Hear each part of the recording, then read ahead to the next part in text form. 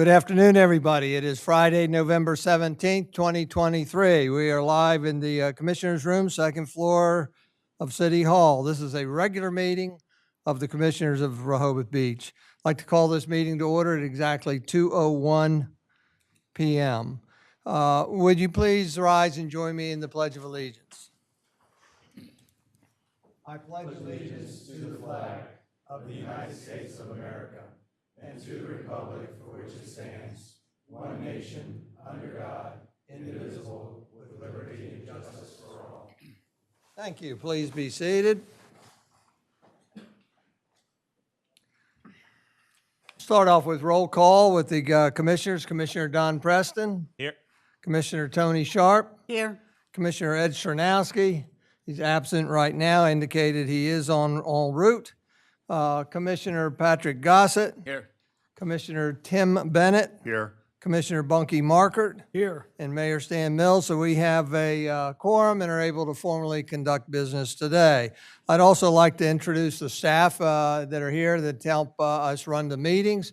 And that on my left, starting on my left, is City Secretary Ann Womack.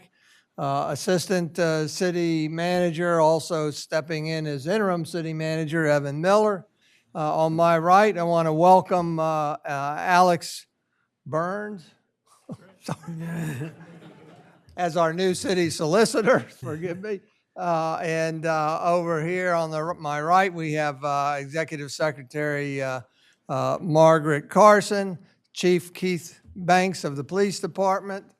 Who else is here? Matt Janis of Building and Licensing, and Mary Ellen Gray. Raise your hand there. There you go, Mary Ellen. Lynn. Oh, and Lynn Cohen, Communications Specialist, hidden behind the lectern there. Do I have Captain Jeff Giles of the Beach Patrol? So I think we have everybody. Kevin Williams, there we go. I think we got him. 100 people. With that, I want to remind everybody that support documents are documents that support our agenda items. When they're available prior to a meeting, they are embedded in the agenda just as correspondence that we receive from the citizenry.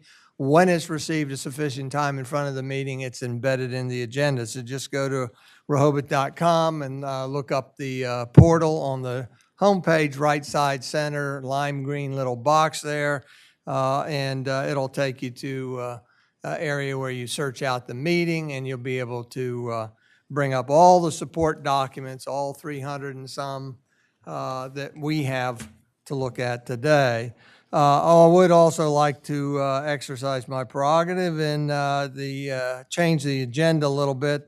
When it comes to old business B2, which happens to be consider amendment to Agreement of Lease with the museum, Commissioner Gossett pointed out that there's some more homework to do on that, so we're going to defer that one topic. So if you're here for that, be aware that we're going to defer when we get to that topic.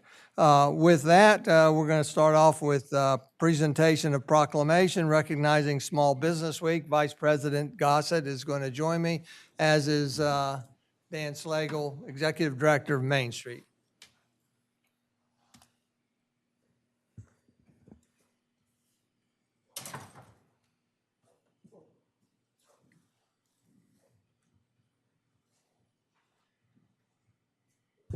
Stand in center and let. Stand in the center. I'm going to let you stand in the All center. right. Okay. Put you right there. Okay. Shift around here. Got to be just right. Just perfect. That's it. That's it. So today, a proclamation of Small Business Saturday, November 25th, 2023. Whereas the City of Rehoboth Beach celebrates our local and small businesses and the contributions they make to our local economy and community. And whereas according to the United States Small Business Association Administration, there are 33.2 million small businesses in the United States. And whereas 65% of the U.S.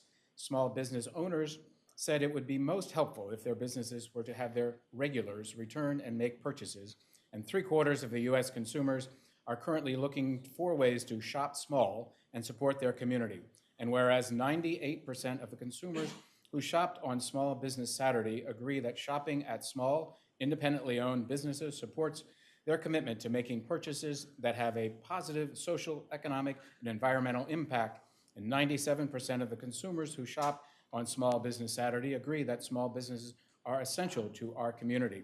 And whereas the City of Rehoboth Beach supports our local businesses and creates jobs, our local economy, and preserve our communities. And whereas the City of Rehoboth Beach supports and joins the national effort to recognize the contributions of small businesses to the American economy and their importance in ensuring that our local communities remain as vibrant tomorrow as they are today. And now, therefore, we, Mayor Stan Mills and Board Vice President Patrick Gossett, do hereby proclaim November 25th, 2023 as Small Business Saturday. We urge the residents of our community and communities across the country to support small businesses and merchants on Small Business Saturdays and throughout the year. Proclaim this 17th day of November 2023.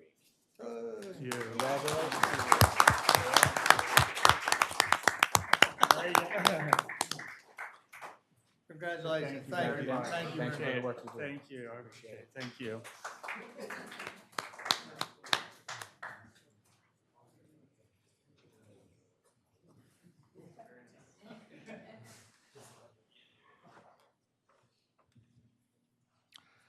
Correspondence has been identified and is in the agenda. We have something from Dr. Trejos, Carolyn Diefendorfer, and Tom Boyle. They'll be identified again during the appropriate topic. With that, we have approval of minutes. We have executive session held on November 6, 2023, special meetings held on September 5th, 2023, September 22, 2023, October 20th, 2023, October 24th, and November 6th, all 2023, as well as minutes for workshop meetings held on May 4th and October 5th, 2020. Are there any changes to the noted? If not, then I would entertain a motion to approve the slate of minutes as noted. So moved. Second. We have a motion by Commissioner Patrick Gossett and a second by Commissioner Tony Sharp to approve all the minutes as I noted, and also those are listed, of course, in the agenda. Is there any discussion? If not, all those in favor of approval signify by saying aye. Aye. Those opposed, and those sets of minutes are approved. Thank you very much, Ann, and everybody. With that, we'll move on to City Manager's report. You're front and center. Alex. Oh, you're not the city manager, are you? You got to write these things down. Tough day today. Thank you, Mayor. Good afternoon, Mayor, Commissioners, and members of the public. An update on the parking and traffic study. To date, approximately 600 people have responded to the city's traffic and parking stakeholder survey, currently available on our Reach Out Rehoboth platform. The survey is going to remain open through November 26th, and survey results will be posted on the Reach Out Rehoboth site, and survey input will be shared with Rossi Group as they prepare to make preliminary traffic and parking study recommendations to the commissioners at the December 4th workshop meeting. To take the survey, visit reachout.cityofrehoboth.com and click on the traffic and parking project page. As a reminder, you must register to Reach Out Rehoboth to take that survey. An update on the Rehoboth Avenue repaving project. The city did recently receive a brief update on this repaving project from DelDOT. The project, which includes paving beyond Rehoboth Avenue in areas outside of the city, remains in design with DelDOT. It seems likely that paving in Rehoboth Beach cannot be completed before May 1st. If that indeed turns out to be the case, Rehoboth Avenue would be repaved after Labor Day of 2024. The paving on Laurel and Scarborough Avenue has been completed. The contractor will aim to finish the work next week before the holiday on restoring painting and striping. Finally, the holiday tree lighting on November 24th. The City of Rehoboth Beach will officially welcome the holiday season with the lighting of the community tree next Friday, November 24th at the bandstand. The tree lighting and sing-along event officially begins at 6:30 p.m. with the Clear Space Theater Chorus taking stage, but the Cape Brass Ensemble will offer holiday music as well beginning at 6 p.m., and the tree lights up at approximately 7 o'clock p.m. That's all I have to report, Mayor. There is also a street aid expenditure, which is included in the agenda. And that street aid expenditure is in the amount of $11,195.55 payable to Delmarva Power. I'd like to accept a motion to approve the city manager authorizing payment in the amount of $11,195.55 to Delmarva Power. Move to approve. Second. We have a motion by Commissioner Gossett and a second by Commissioner Tony Sharp to approve payment to Delmarva Power in the amount of $11,195.55. Is there any discussion? No. If not, all those in favor signify by saying aye. Aye. Those opposed? And the motion's carried unanimously. Thank you very much. Mayor, before you move on, Yes, ma'am. I have a question for city manager.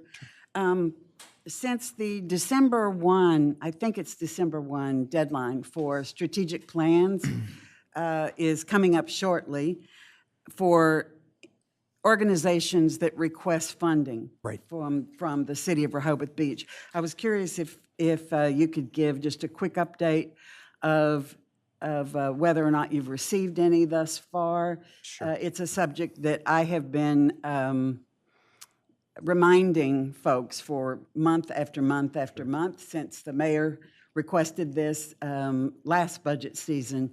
So I'm very much looking forward to the quality of documents that will be submitted after all these months. Right. So thank you, Commissioner. So just to recap again, the commissioners pretty much developed a grant application form, which is new this year for the fiscal year 25 budget, and that grant application form is required to be completed by any group requesting contributions from the city of Rehoboth Beach. Some of those groups include Fire Company, Main Street, again, just to name a few. So far, those grant applications have been distributed out to those groups. It is available in a fillable PDF, but we also have had requests to have it sent to them in Word. So we've done that as well. So those applications have gone out. We have not received any as of today. So. and was I correct that that deadline That's correct. back to the city is December 1st? That's correct. Thank you very much. I have a question as well. For city manager, in a previous meeting, it was discussed that in 2023, parking revenue was down. But then I'd seen a report on television that said, in fact, it was up. Could you please clarify? Sure. So one of the things that was not included in the presentation made by the parking department to the mayor and commissioners during that portion of the presentation, the revenue piece, was some of the processing fees that we do collect at the parking meter. So certainly those parking fees are additional revenue that was brought in. So we did end up parking revenue was higher than what was budgeted. I believe also a little bit higher than what we received last year as well. So parking revenue was up this year. Thank you.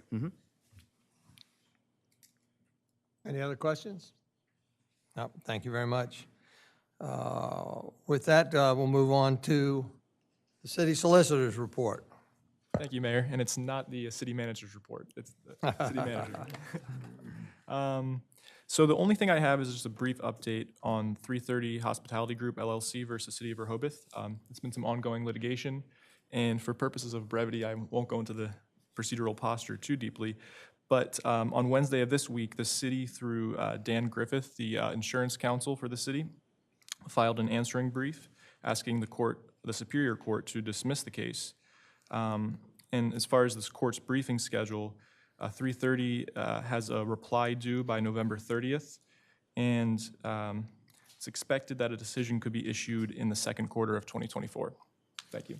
And also, it's a pleasure to be here. It's an honor. Thank you. Thank you. With that, we'll move on to departmental reports. City manager, they are embedded in the agenda, as you can see. But are there any special oral reports to accompany those? All righty. So to save time, you can go to the city website and look at those as support documents. Next item of business is board and commission reports. None have been received since their last meeting. This is specific to Parks and Shade Tree Commission, Board of Adjustment, and Parks and Shade Tree Commission. Planning Commission. Committee reports, none have been received. We move on to liaison reports. For the Chamber of Commerce, I'm the liaison. Carol Everhart's not able to be here today. If you go on her sheet is listed as a support document. It'd be easiest for you to just take a look at the data and figures she provides us by going on to the city's website. Interesting comparison for downtown-only occupancies for weeks 1, 2, 3, 4, 2022 versus 2023, and they're very, very, very close. Interestingly, if you compare Saturdays only in 2022 and 23, you'll find that week 1 went down by 1/3% of occupancy. So did week 2. Week 3 is about equal, and week 4 actually went up over 1/3.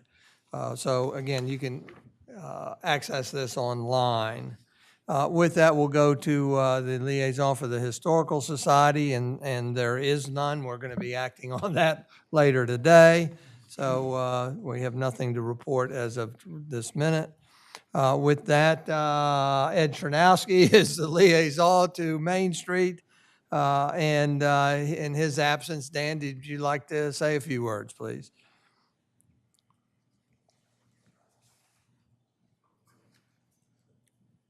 Good afternoon, Mayor and Commissioners. Just a few things Main Street is promoting right now, and I just wanted to bring up a few things. We're very excited about our Community Unity Dinner, which is on Sunday, December 3rd from 4:30 to 7. Tickets are for sale at the RBMS office at 509 Rehoboth Avenue. We are open 10 to 4, Monday through Friday, for the sale of the tickets. Or you can please call us at 302-249-6525 for more information about the event. We also appreciate the mayor and commissioners serving food that night, so thank you. We appreciate it. Also, we have our holiday stroll coming up. It's on Sunday, December 10th from 1 to 4. We'll have Santa and Mrs. Claus walking around downtown, town carolers singing tunes of the season, and photo opportunities. Also, you'll see a snowman, elves, and the Christmas trees walking around. So it's going to be a great event. We call it like a Hallmark moment when you come downtown. Also, we're really thrilled to, again, for our 3rd year, to have Reeves Across America.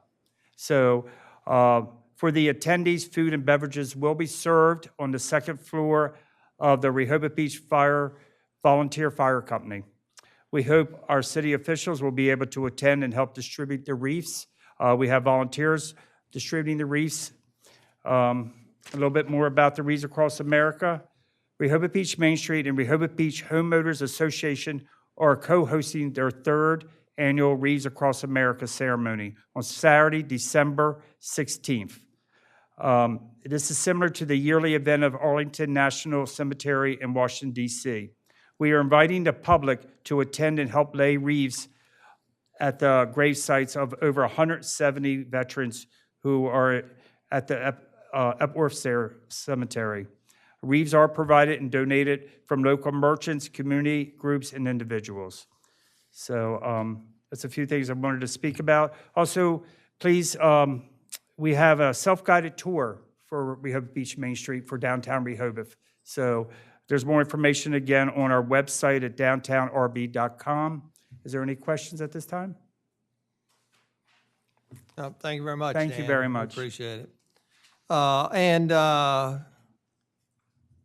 Commissioner Ed Chernowski, again, who's not here, is a liaison to the Cape Henlopen Senior Center, so we're not going to have a report right now. And then we have liaison to the Public Library is Commissioner Patrick Gossett. Go ahead. Just a few things. As was discussed at the last meeting, the attorney for the library and the president and the vice president of the board met yesterday to begin the change or rewriting of the deed restrictions that they've requested to basically change from one lot to the other lot to allow them proceed with the restoration, renovation of the downtown property of the library. That material should be coming back to our city solicitor for review, And then once that has been reviewed by the city solicitor and agreements made, it'll come back to the commission for review and approval. They have also assured me that they are in the process of working on their application and will have it in place by December 1st with an updated strategic agenda. Thank you. Oh, very good. Any questions? Oh, thank you very much, Commissioner. Thank you. With that, we're going to go to the first item of old business, which is Rehoboth Beach Patrol / public restroom facility proposed for the Boardwalk at Baltimore Avenue. As you'll note in the agenda, there is a three-step process here for talking about this proposed new facility. One is city administration follow-up to report of the Planning Commission. Number two would be, my hope would be to continue the public hearing that was originally started in September 29th. And then step three would be after the public hearing is closed for dialogue solely among the commissioners to and possibly consider whether they want to adopt the resolution to vacate the end of the street. I would like to share with you some of the process here for those that aren't familiar with it. The Beach Patrol public restroom facility was deemed insufficient, substandard, and so new design was undertook. The Wilmington-Baltimore Avenue Streetscape Task Force took a look at it and said that whatever you do, please try to preserve the view shed from Baltimore Avenue toward the ocean the best you can. So a building was designed, I guess 2.5 stories high, did not consume the full width of the street, but it did get elongated from the boardwalk going in a westerly direction and consume part of the street. And that's essentially why we are here today, that there's a couple processes that have to take place if you are going to abandon a street. Number one, the Delaware State Law Title 22 deals with Planning Commission, Section 708, refers certain measures to the Planning Commission. And in part, Section 708 says that in a city or town having a planning commission, which we do, but which has not adopted a official map, which we don't have an official map. I believe they're referring to a street map, not the zoning map, a street map. We don't have an official street map. No public way shall be laid out, altered, or vacated unless the Planning Commission has been referred to this and does a report. So item number one on our agenda today is that we have received that report back from the Planning Commission. It was dated November 3rd. And the step one today is that we're going to hear from the administration what their follow-ups are, as they've been very proactive and trying to anticipate what questions were going to be asked, what the recommendations were. And when they got the report, they acted on it. And so that's a lot of the support documents have to do with that today. So that will be our first step before we go on to the public hearing. Do you want to take it over? Sure. Thank you, Mayor. So what I would like to do is address not only the support documents that are included in the agenda, which are provided as a response to the recommendations from the Planning Commission, but I'd also like to address some of the conditions that were made as part of the motion to approve the Beach Patrol project. I will kind of do both of these at the same time and then hit on some of the support documents that specifically relate to the recommendations from the Planning Commission towards the end. So first, again, to... If you don't mind, we normally put stuff up on the screen there. Unfortunately, somewhere in that document, there's a full-size blueprint that will not allow me to enlarge that drawing. So this is a test of everybody's eyes, unfortunately. Thank you. So again, I'll recap the conditions that were made as part of the motion to approve the Beach Patrol project and the efforts that we have underwent to satisfy those conditions. And again, some of these will also be applicable to the recommendations from the Planning Commission. So the first condition was to escalate and provide ongoing awareness and information on to our property owners on this project. In response to this condition, our communications director provided a notice to all of the homeowners associations and local community organizations on August 25th.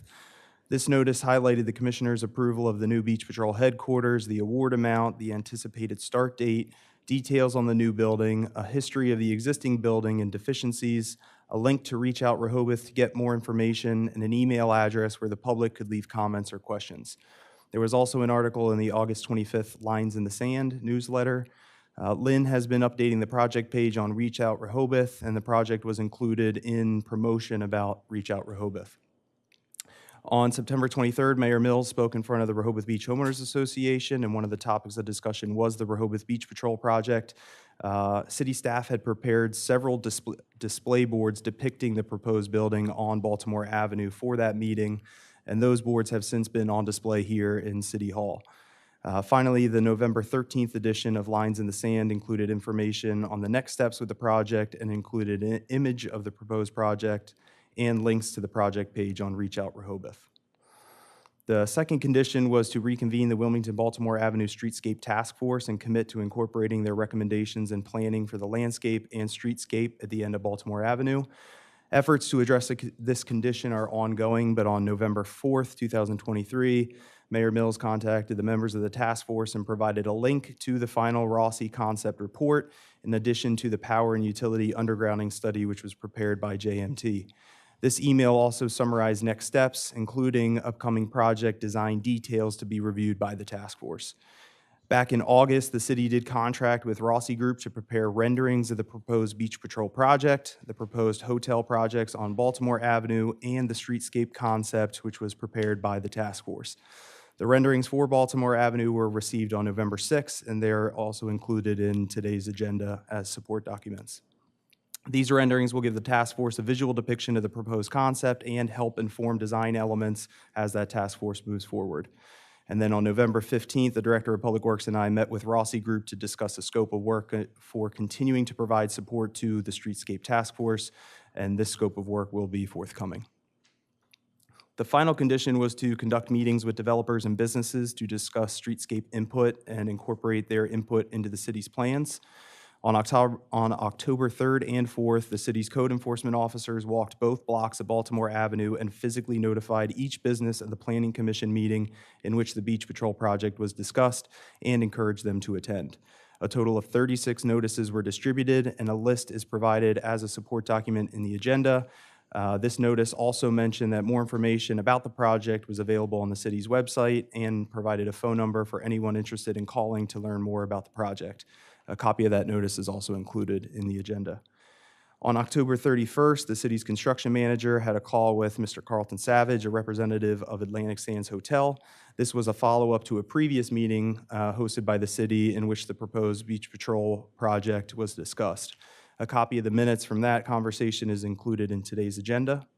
On November 1st, 2023, the city's construction manager had a call with Mr. Chad Moore of Beacon Hospitality. This was a follow-up to the meeting hosted by the city on October 11th, in which city staff and representatives with EDIS met with Beacon Hospitality to discuss their concerns about life safety at the Admiral on Baltimore. A copy of the minutes from both the October 11th meeting and the phone conversation on November 1st is included in today's agenda. On October 18th, I personally reached out to Vince Robertson, representative of 1 Rehoboth Avenue, to express again that we remain available should they find it necessary to review and meet to discuss the proposed project again. We had met with them 2 meetings. We actually had 2 meetings with them prior to that email correspondence. Mr. Robertson has provided a written statement, which is included in the agenda, which summarizes his remarks that were made on behalf of 1 Rehoboth Avenue. And again, a copy is provided in the agenda. Just a few other things that I wanted to touch on as they relate to the recommendations from the Planning Commission. A new site plan was provided by DVF, which includes, as it did before, but now it's a little bit more clear, the surrounding property boundaries. This new site plan also incorporates the new fire lanes that are created as a result of the Beach Patrol building. Additionally, DBF has provided a copy of the site utility plan. And DBF has provided a letter summarizing a number of recommendations that came from the Planning Commission, mainly why the building consumes as much of the street as it does, and why really it was designed the way that it was, and any considerations made to the impacts on utility and planning for utility improvements. A couple recommendations included in the Planning Commission report as they relate to the Building and Licensing Department. One was a consideration as to whether the Beach Patrol building should be designated as a specific zoning classification, and the other was whether the proposed amendment would comply with Chapter 270.22 minimum lot dimensions. These two considerations or recommendations have been reviewed by the Building and Licensing Department, and a response has been issued from the Director of Community Development and Planning and is embedded in the agenda. Essentially, that letter does articulate that the 1 Rehoboth Avenue project as currently proposed complies with 270.22, and it's recommended that the zoning designation be municipal building for the Beach Patrol project. That's really all that I had. I do want to introduce members of the design, architecture, engineering team that we have with us today. I believe there might also be a member of the construction team available with us today. They are here to answer any questions that you, the public, might have. So from DBF, we have Peyton Bridge and Timothy Metzner, and then from EDIS, who's a construction manager, we have JD Bartlett. JD is prepared to review some impacts or the timeline for this project, if it were to proceed or if it were to be suspended, as well as a risk chart that he has prepared. So he is ready to make that presentation when the time's appropriate, if now is that time.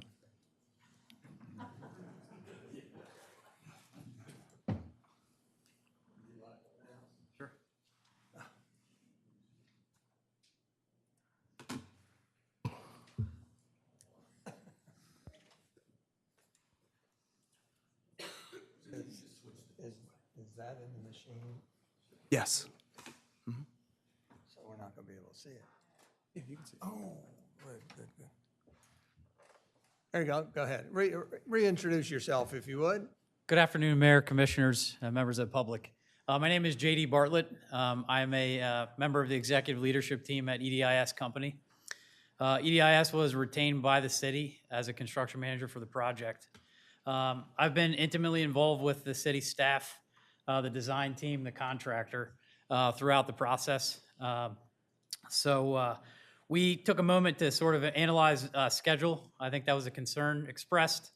So what you're seeing on the screen right now and within the documents for the meeting agenda, we're at a critical juncture at this point with the recent schedule we received from Delmarva Veteran Builders in November.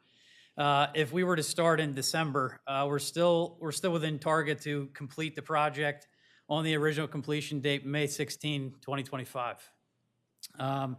And you can see with that, that interprets us working through the summer, which may pose questions about safety and logistics. Those have been taken into consideration, and the goal is to have all the major site work, utility work, and building foundation work at a place where we're able to secure the site during the summer for the season. So that wasn't discounted in the development of this schedule and Delmarva's schedule. If the project were to be delayed, if we delayed to September, for example, 2024, that would prolong the project to a completion date of May 15, 2026. And again, that would be really along the same schedule lines as we had originally, with a break during the summer season. Any questions on schedule before I move on to the financial risks associated with the options? I just have one clarification. Yes, ma'am. When you were just talking about safety and logistics, I think you said the site could be secured. Yes. Exactly what does that mean for the public?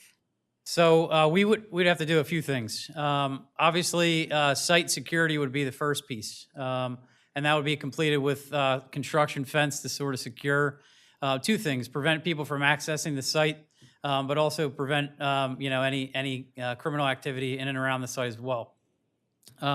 Secondly, pedestrians. We obviously need to keep in mind that during the summer season, pedestrian traffic and volume is high. So we really need to make sure that we're providing access for the public And we would obviously work with the city, the police department to make sure we're achieving that. And then lastly, vehicular traffic would have to be considered in terms of access to the site, how we would navigate around the site, when deliveries would be permitted, scheduling those deliveries ahead of time, and working with the local companies and businesses in that area to understand what their, how they do business, and making sure that we're working within their constraints that may be in play as well. For example, drop-off time or sign-in time for hotels would be a peak time that we need to pay attention to. Same thing with the timing for checkout, right? So those are some examples of how pedestrian and vehicular MOT or maintenance of traffic would need to be attended to as part of that logistics plan. Have you ever done a boardwalk project that would be done at high season? As a matter of fact, I have. And could you talk a little bit about, was that a good experience? So I was involved with the Delaware Avenue expansion for the project that was there a couple summers ago, and it was a challenge. I won't deny that. However, what was key is that we stayed in close contact with the businesses. I think that's the first thing. We certainly had to work with the police department. The city has very strict requirements about when you can work and when you cannot. So we had to abide by those and work closely with that. But it's no secret, as soon as the weather turns, pedestrians show up, right? Exercising, visiting. So it isn't just a summer thing. It's going to be a lead up to summer as well. Because I've personally witnessed, Easter happens and everybody's coming out. So it's a beautiful place. So that's part of the reason. So in comparison to that experience, this project would be twice as large, 3 times as large? Just ballpark it.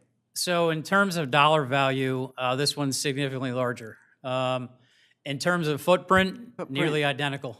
Okay. And I think the constraints are very similar with, there's a street there on Delaware Avenue, parking, fire lanes, pedestrian access on both sides of the building. So it is very similar.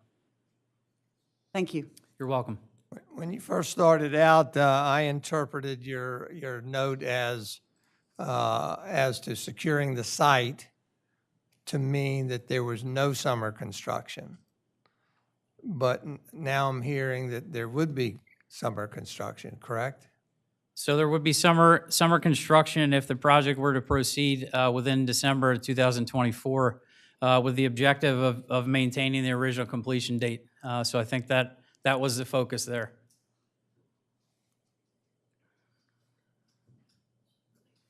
So just to carry that thought a little further, we have a prohibition against demolition, but demolition would be completed certainly by Memorial Day, but construction would continue throughout Monday through Friday, June, July, August, all the way to the completion date of May of '25, right? That is correct. And on, I guess it's after the 18th of specific date in September, but then Saturday work could also be done. Is that correct? Yes, that's correct. Okay, and holidays would be off, okay. And just your experience with the Delaware Avenue with regards to staging, materials, demolition, I guess there really wasn't any demolition at Delaware, was there? Oh, there was. There was, okay. There was, yes. But to the extent that will happen at Rehoboth Avenue, or Baltimore Avenue? No, not nearly to the same degree. There was similar utility work that needed to occur on that project, but in terms of demolition footprint, this is definitely larger. But again, to your point, that work is going to happen right away. So when we interpret December start, the first thing that needs to happen is the demolition and the utility work. So that would be out of the way well before Easter and when we would start to see pedestrian traffic pick up. Thank you. You're welcome. I have a question. So in both of these schedules, whether we started now or we started in 2024, you're asking to work in the summer. Is that correct? So no. So just to recap, the top line is the original schedule based on us beginning after the August 18th approval. Right. The next line is schedule if we proceed by December of 2023. And that interprets that we would work through the summer of 2024 with a completion date of May 16, 2025. The third line represents if the project were to be delayed back to September of 2024, we would then have to be in a spot to consider opening the bathrooms back up with the idea that the bathrooms would be online for the summer of 2025, and the project would continue in September for completion in summer of 2026. I'm sorry, summer of '26 or February? May 15th of 2026 on the third line or the red line. Got to revise. We have a different chart. Okay, Mayor, There's two timelines in here, Patrick. okay. The one that's in our package shows working, That's why I asked the right, question. through the summer of 2025. Yeah, so JD did provide a schedule earlier this week, which we had embedded in the agenda, and then there was a revised schedule that was provided yesterday, which Ann was able to embed in the agenda. So there is a revised schedule in the agenda that's dated November 15th of 2023, which reflects the updated schedule, which JD has on the screen today. Okay, thank you.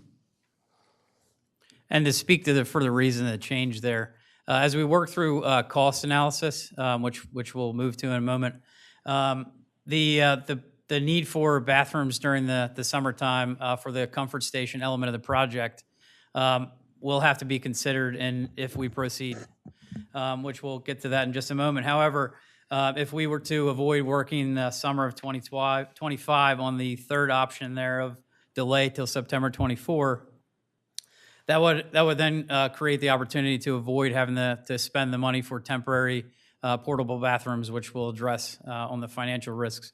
So that's the reason for the change. That was an opportunity to save potential spend on that third option.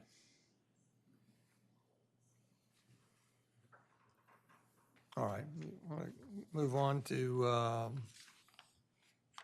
risks.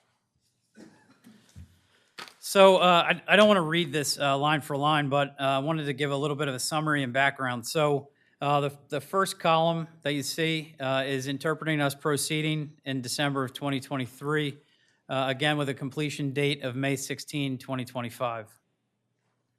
The financial risks associated with that to date, there's been questions about how much is it going to cost, how much has it already cost. And I think it's not possible to produce a quantitative number, but we can certainly give you a qualitative assessment, and that's what's represented on this chart. So at this moment, we have limited direct and additional expenses that may have been incurred by the general contractor as a result of delay. We certainly are at risk for subcontractors and suppliers to have felt impacts to the market since the time of bid. So that may mean a particular item or material that's escalated in price since that time.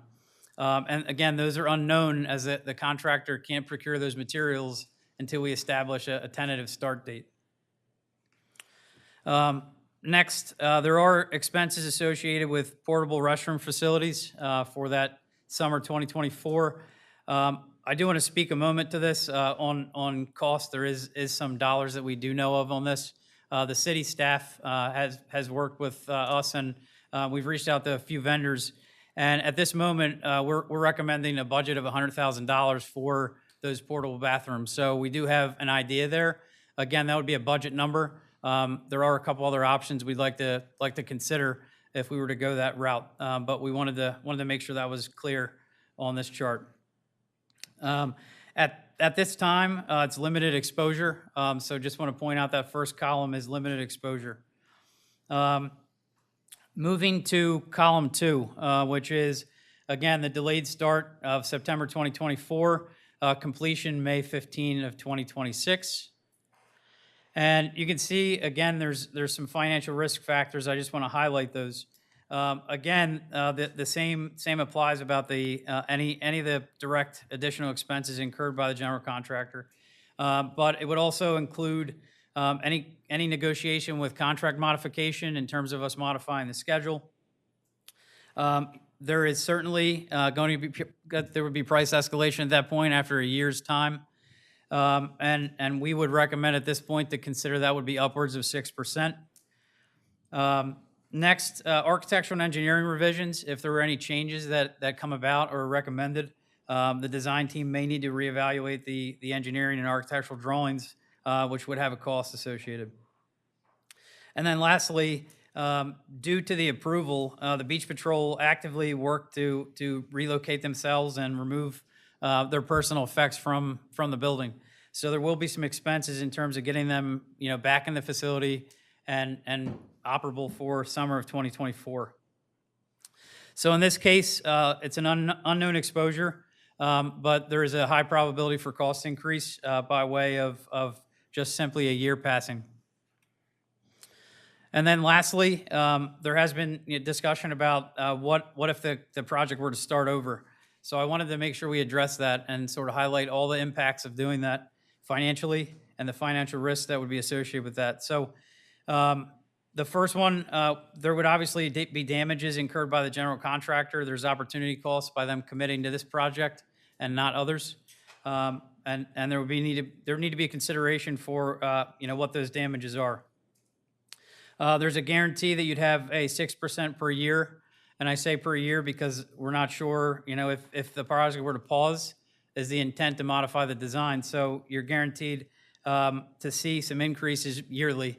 And we recommend that you consider 6% as a projection at this point.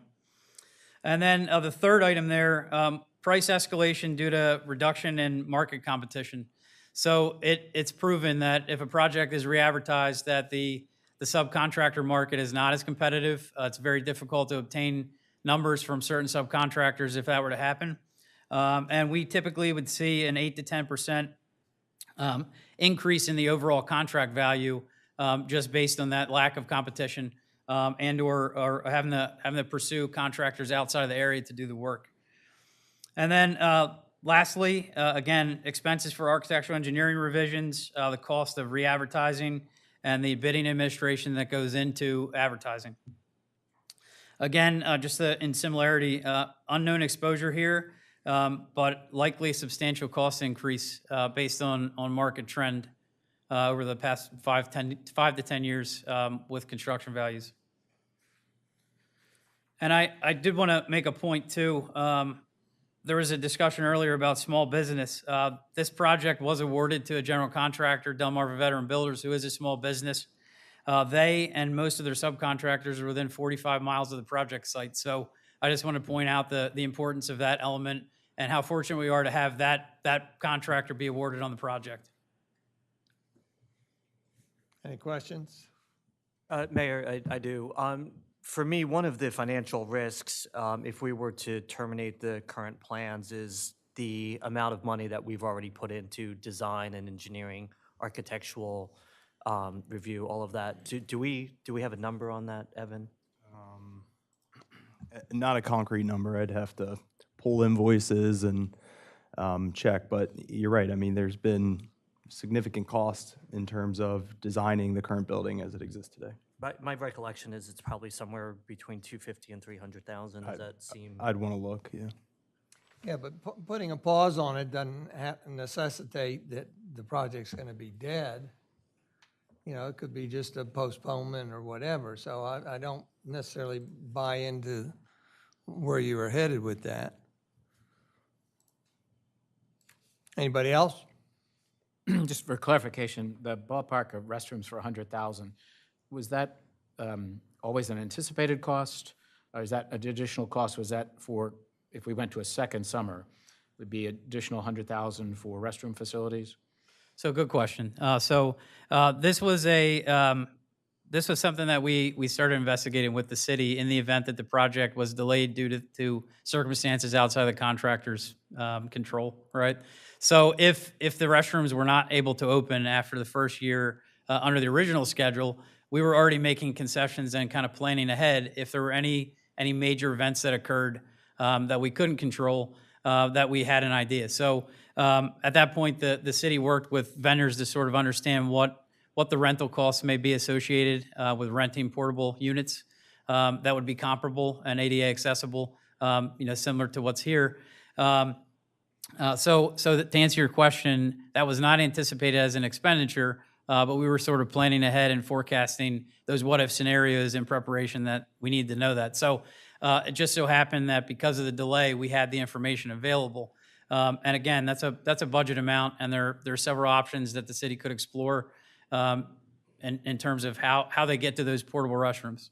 So if we were to go with a start date immediately of December, that 100,000 is an expense that we should expect, correct? That's correct. Okay.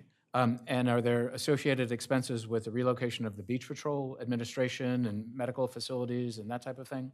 So that was interpreted already. And I can't really speak to that. I wasn't involved in that planning, but yes, that was considered.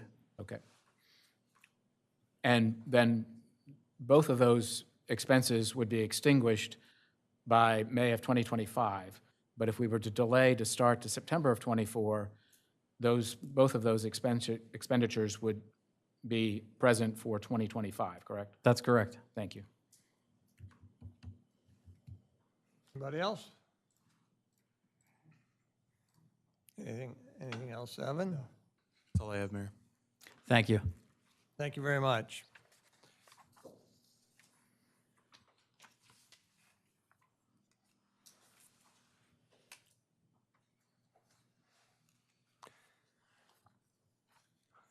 With that, we're going to go to the second item of old business, A2, continue public hearing pursuant to Charter Section 33 on the subject of potentially abandoning a portion of Baltimore Avenue at its easterly terminus. Chapter 33 has certain requirements articulated in there to be able to abandon or vacate a street.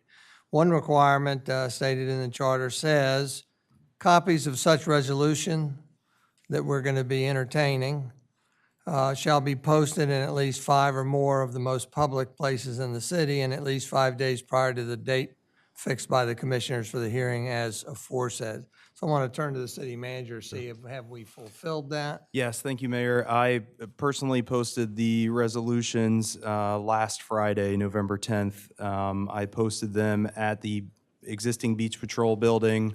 I posted them at the Rehoboth Avenue restroom. I posted it at the Delaware Avenue restroom, the Rehoboth Beach Post Office, as well as here at City Hall. All right, and additionally, of course, by posting it in the agenda, we've met the Freedom of Information Act 7-day notice requirement. The other requirement in Section 33 indicates that the commissioner, in the matter of vacating a street, the commissioner shall adopt a resolution favorable to the altering of a street or the vacating of a street or abandoning of a street. The commissioners will sit to hear objections and to award just and reasonable compensation to anyone who will be deprived of his property by reason thereof. At the time and place of noted in the resolution, which of course is today, continued public hearing, the commissioner shall hear such residents or taxables of the cities or owners of property affected thereby as shall attend the hearing. After hearing all objections, the commissioners shall at said meeting or subsequent date, as it may deem proper, adopt a resolution to proceed with or abandon the proposed altering, vacating, or abandoning of any street. So the next step would be to conduct a public hearing. It's actually continuance of a public hearing that we started back in, had our first public hearing meeting on September 29th. It was at that point that we decided, actually, that we found out we needed to task the Planning Commission with some homework. So now we're finally at the point where we're able to continue the public hearing. Is there anything else that we need to do other than to go right into the public hearing? I think you covered it all. Thank you, Mayor. All righty, thank you very much. Before we start the public hearing, I do want to indicate that all these support documents and all the correspondence we received from Carolyn Diefendorfer, Tom Boyle, Dr. Trejos, will also be entered in the public record. If I could, Mayor, too, there's one additional support document that I believe I missed in my recap. And again, that support document addresses the existing ordinance on fire lanes. So that's section 92, or chapter 92, section 36. So there is a draft ordinance in the agenda which amends the fire lane section of the code to be consistent with the Beach Patrol project as currently designed. I do want to address the accessible parking spaces. So that section of the code does not need to be amended. There are 2 existing accessible parking spaces located on the north side of Baltimore Avenue at the eastern terminus. You'll recall, in looking at the site plan in the agenda, that there are 2 accessible parking spaces that will be constructed on the north side at the eastern terminus as part of this project. The code does reference an additional 2 accessible parking spaces on the south side of Baltimore Avenue first block. Those are located at the west end of the street, not at the eastern terminus. So there is no amendment needed for that section. And that's all I have, Mayor. And those are follow-ups to recommendations within the report of the Planning Commission. So with that, we'll reopen and continue with the public hearing. If there's anybody that would like to speak or comment on this project. For me, based on the charter information, what I'm really listening for is what are the possible impacts, and especially negative impacts on your property due to this project. Anybody like to speak? Sam, you might as well be first. You need to identify yourself and your relationship to the city, please. Sam Cooper. I live at 13 Newcastle Street. I own a home there. Thank you. I appeared before the Planning Commission with my same issue, and so I'll repeat it here. And I thank you for this opportunity to address the commissioners. I think there's this proposal to abandon the street has several real downsides, but I'll concentrate on the biggest one and the most important one, I think. And I'll read what I said to them. Was according to the county tax map, let me back up, I'm sorry. I will, however, focus on the most important one, the impact of the lot immediately to the south of the proposed new Beach Patrol building. According to the county tax map, this lot is 100 feet by 113 feet, 100 feet along the boardwalk and 113 feet on the Baltimore Avenue side. This parcel has a frontage of approximately 69 feet along the south side of Baltimore Avenue.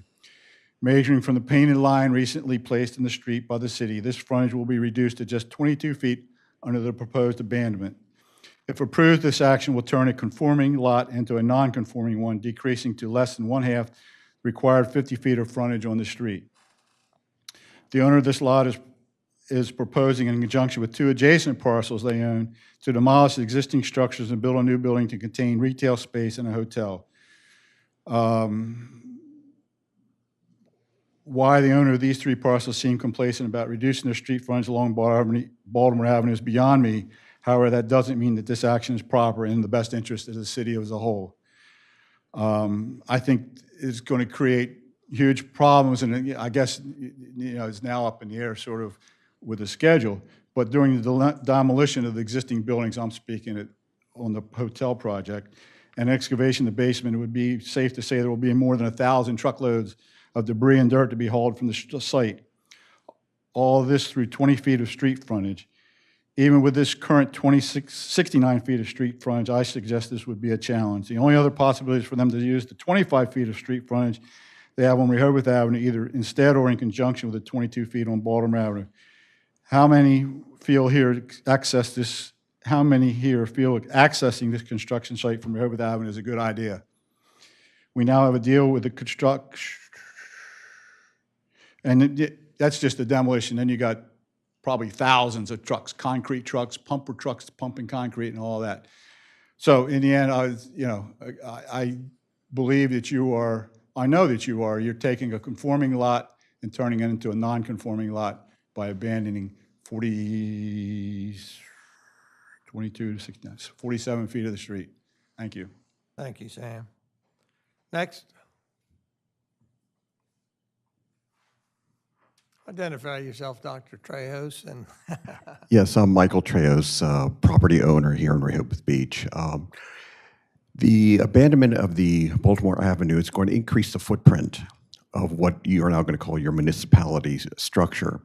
As such, it's also going to increase your FEMA flood zone cost for flood insurance.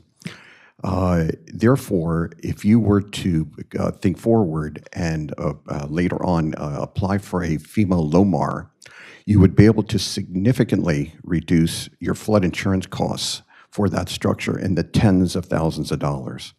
So I would really strongly recommend that you look forward to getting a FEMA LOMAR, just if in anything, to reduce your flood insurance costs.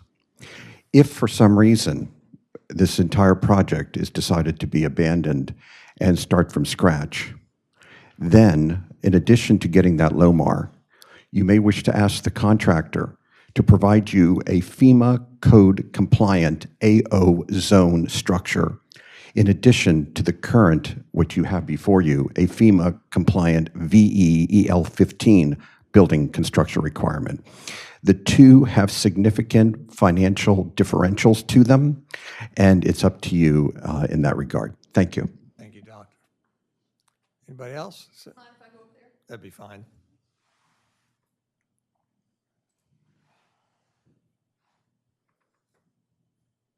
Thank you. I'm Susan Gay. I'm a city resident, but also vice chair of the Planning Commission, and you're probably going to ask me if I'm here to speak on behalf of the Planning Commission or my personal thoughts, and I'll say it's a little bit of each, because I am here to talk about some of the concerns that I have as a planning commissioner, looking at this project with the eyes of a planning commissioner.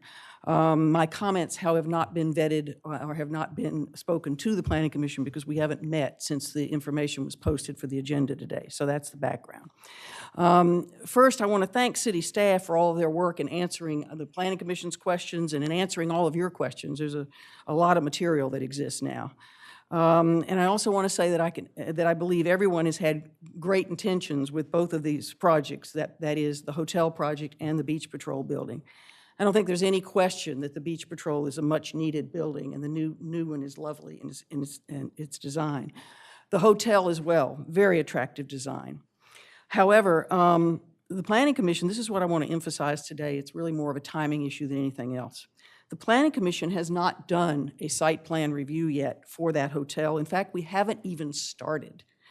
There are plans that are attached to your agenda today on the hotel that were news to me. I mean, it was great to see them, and I'm looking forward to getting them soon, but I had never seen them before, and my colleagues on the Planning Commission had never seen them before. When those plans come to us, and they may come soon in the new year, we will have to do both a preliminary site plan review as well as a lot consolidation hearing, because right now, there are 3 separate parcels that will be part of that hotel project, and they have to be consolidated in one, and as former Mayor Cooper said, the one of those lots will be non-conforming. If you pass the resolution today abandoning the street, anything can happen to those lots. So it's a matter of best laid plans that exist today that are not based on the formal approvals that need to happen with those adjacent lots. I had heard from the beginning that the goal was to do both the hotel project and the Beach Patrol at the same time because of the digging up the street and the coordination of the construction and the utilities and all that. And I think it's a great idea to do both. But that doesn't seem to be what's happening right now because, as I said, the hotel project has not even come before the Planning Commission. We heard it in concept form a year ago, November of '22. Their plans were submitted to the city in May of '23, and we're going to be getting them in December. So I don't know what went on during those months, whether there were issues that had to be worked out. I assume so. I don't think that the site plan review will necessarily take as many months, but it will take a significant amount of time. And then there's lot consolidation, which will take some time. So, and then the whole streetscape. I understand the streetscape the task force is being, reconvened, and there's new information there. But I think that should be planned ahead as well, and as part of the project. They should all really go together.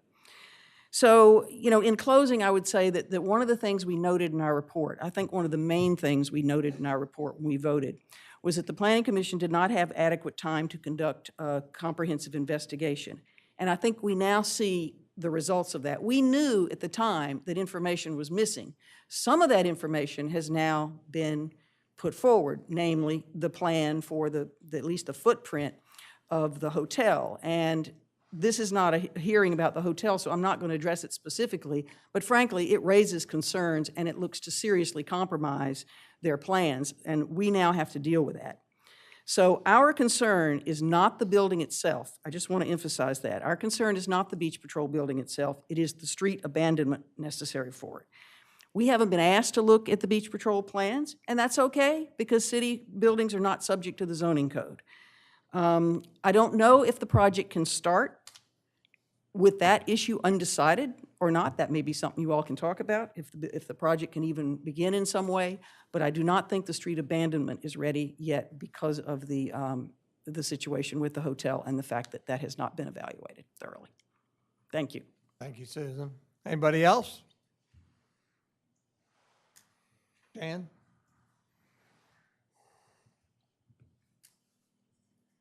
Jan Conacy, 42 Oak Avenue.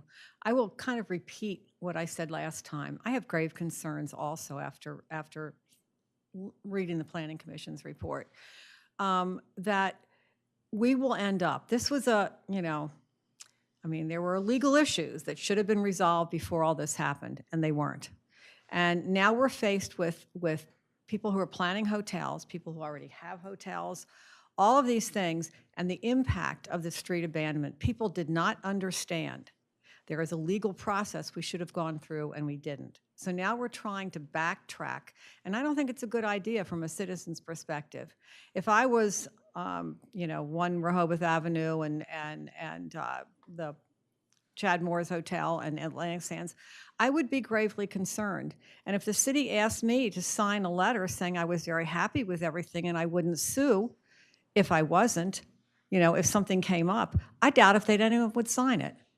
So last time the insurance company from Chad's Hotel wanted something in writing, and I as a taxpayer want something in writing. I want to know. We've been sued before. I want to know that that's not going to happen again, and that we're in the same, and I listen to the Planning Commission's report, and I listen to their report. It might cost us more money, but if we get sued, it will cost us even more money and more legal fees, and forget what damages. So I have grave concerns. Thank you. Thank you, Jan. Anybody else?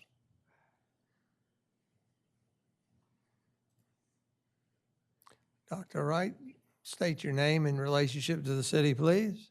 Bruce Wright, I own property on Delaware Avenue, and I did suffer through the building of the restroom facility on Delaware Avenue. I'm the first house back from the Boardwalk there, and I did suffer through that, but we got through it. It wasn't a major deal, and we have a very nice facility as a result. I also own property on Baltimore Avenue, and I guess I'm confused, and at 83 years old, I get confused very easy. It doesn't take a lot to confuse me. But I went to the Planning Commission meeting, and they asked for remarks and comments about the abandonment of the eastern terminus of Baltimore Avenue. And we heard almost everything except that. We heard comments about hiring a new city manager, and we heard comments about trucks on the street. Very little was said in fact, there were no negative comments that I heard at all at the Planning Commission meeting about abandoning 64 feet on the eastern end of Baltimore Avenue, 0. And I thought that's what the meeting was about. Maybe somebody will correct me if I'm not accurate there, but I thought that Planning Commission meeting specifically addressed the abandonment of 64 feet on the eastern terminus of Baltimore Avenue. And we heard everything but that. We heard all kinds of reports about trucks going up and down. And I don't understand people coming to this meeting and taking other people's concerns into their hearts. I mean, the people to the south, which is the Grotto property, have given their blessing to this project. The people to the north, which is the Atlantic Sands property, have given their blessing. The engineers have looked at this project ad nauseum, line by line, over and over. The architects have looked at this project over and over and over. Aren't we done talking about it? We need to get this project off the ground. My rookie year in the Rehoboth Beach Patrol was 1958. And during my tenure of 7 years there as a lieutenant on 5 years and training guys and girls in the art of ocean rescue, we suffered a terrible, terrible episode in this town. And I don't know where you were in 1962. Think back, where were you in 1962? I'll tell you where I was. I was at the shack in Baltimore Avenue as a lieutenant trying to put the beach patrol back together after we were decimated. We were wiped out. It blew the windows out of the shack. It put a foot of sand in, which we shoveled out by hand. We had no beach, and we had no boardwalk. It was very interesting. You know how they put the boardwalk back? 10 guys in a line with a nail pouch and hammers, board by board. That's how we got the boardwalk back. The beach was gone. And even worse than that, in the surf, we had toilets, we had bathtubs, we had safes, we had beds, we had furniture, and we drug that out all summer long. The Beach Patrol drug that stuff out all summer long. The Beach Patrol headquarters is a disgrace in this town. I'm ashamed of it. It's inadequate, it needs to be upgraded, and you've got a beautiful facility that you have approved. We need to do it now, commissioners, not later, now. You're compromising the efficiency of the Rehoboth Beach Patrol by not giving us an adequate facility in which to operate. And I'm very upset about that. So I would implore you not to put things off. Let's get this project started. We've been through planning, we've been through this, we've had approval from the property owners to the south, property owners to the north. It's time we got this project underway. Thank you.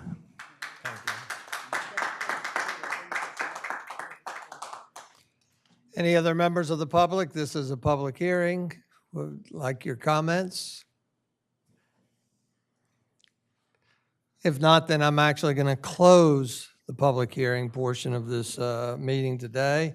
And with that, we'll move on to the next item of old business, which is upon conclusion of the public hearing, the Board of Commissioners will discuss and consider adoption of a subsequent resolution to proceed with vacating of a portion of the terminus of Baltimore Avenue contemplated in the aforementioned public hearing. Before we open it up to ourselves, have our city solicitor read, if you don't mind, read the resolution so that we know what we're acting on, what's on our mind. Sure, Mayor, thank you. Would you like me to read the entire resolution or just the pertinent section omitting the history? You can omit the history, I think, part of it. Just make sure you're within a couple inches of the mic. Thank you, Mayor.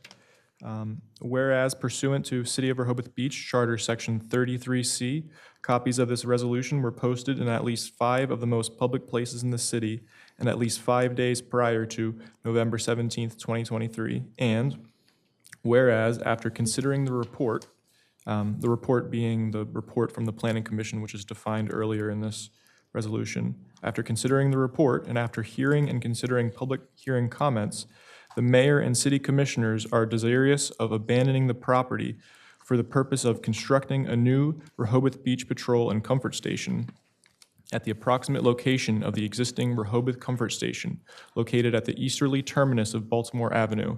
See Exhibit A attached hereto. Now therefore be it resolved by the mayor and city commissioners in session met, a quorum pertaining at all times thereto, that the City of Rehoboth Beach hereby abandons the property described by the exhibit attached hereto as Exhibit A and identified as Site Plan Rehoboth Beach Patrol Building dated September 22, 2023, prepared by Davis, Bowen, and Friedel, Inc., illustrating with hatching that the depth of the abandoned area at the terminus of Baltimore Avenue ranges from approximately 46 feet 3 inches to approximately 64 feet 10 inches. Thought I'd like to open it up to the commissioners for discussion before any motion is made. Mayor, is Or, it possible- or if a motion is going Is to it be made. possible to have Exhibit A displayed? Do we have that available? You have it? I'm not sure what Exhibit A is. You want to bring the mouse there? Would you like a copy? Patrick, what did you just hold up? This attachment, Exhibit A to the, Got it.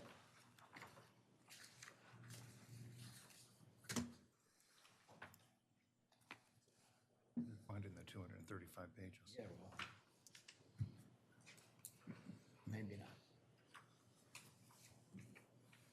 Okay.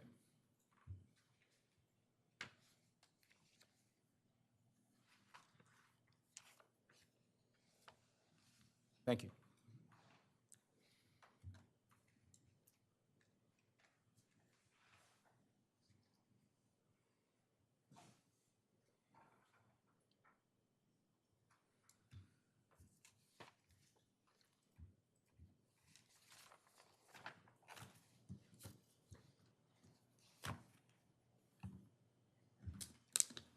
Evan, you indicated that everything, I guess you indicated to me, that everything would be code compliant. Yes. Yeah, I think maybe also what you might be referring to is some of the comments that we received today about FEMA. So you'll recall, the commissioners may recall months ago when we initially started the design of this project too, the question about FEMA and the floodplain requirements did come up. There was some consideration given to performing a map revision so that the building didn't have to be as high as it exists today. But at the time, it was decided that we wanted to comply with the FEMA requirements as they exist today.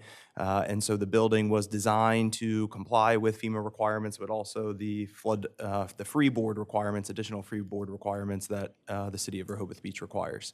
But I certainly acknowledge some of the statements today about, again, the flood insurance and the map revision for some adjustment to that, so.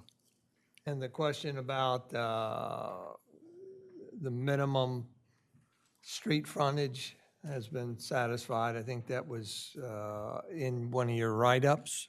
Yes, there is, in the agenda, there is a support document titled Responses to Planning Commission Report. And again, that is a letter from Mary Ellen Gray, the Director of Community Planning and Development, which addresses the 50-foot frontage as well as the zoning designation.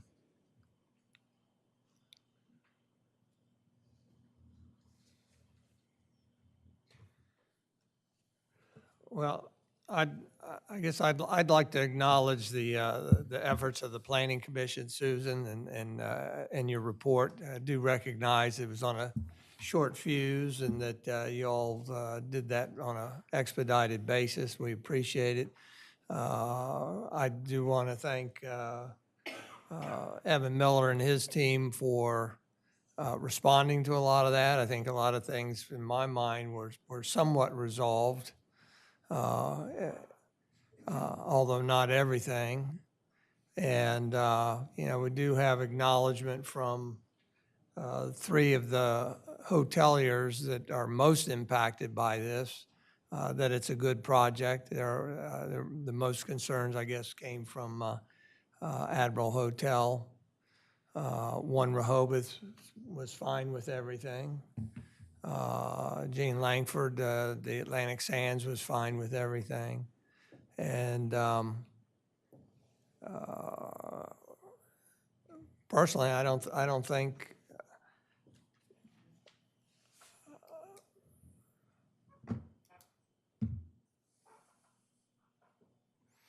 waiting. I'm not particularly interested in waiting, but I was shocked to learn $100,000 for restrooms.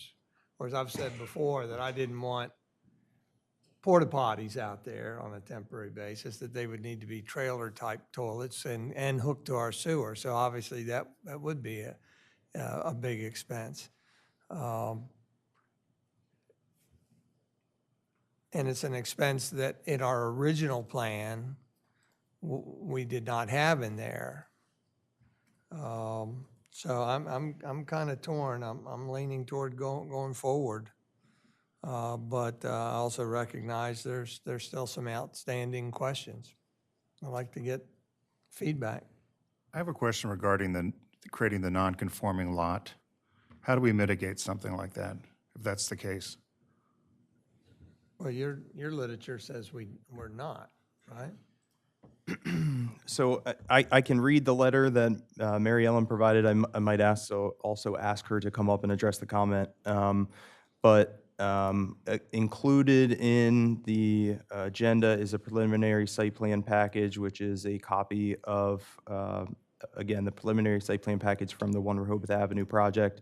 To address that particular comment, Mary Ellen's response is the proposed preliminary site plan for 1 Rehoboth Avenue has 2 street frontages and is on a corner lot. The first fronts onto Baltimore Avenue and the second one that fronts onto Rehoboth Avenue. Per Chapter 274 definitions of the City of Rehoboth Beach Zoning Code, a front is defined as that side of a building which faces the street without regard for the principal place of entry. In the case where a building faces intersecting streets, a corner, the side of the building facing the street on which the shorter lot dimension abuts is the front. If the lot dimensions abutting the streets are equal, either side of the building facing a street may be considered the front. As indicated in the enclosed property preliminary site plan, the 1 Rehoboth Avenue side is the shorter of the 2 street fronts and therefore, per the above described definition, is the street front for the proposed project. The proposed preliminary site plan for this project indicates that this street frontage is 66 feet roughly, so a variance for street frontage is not required. Does that answer?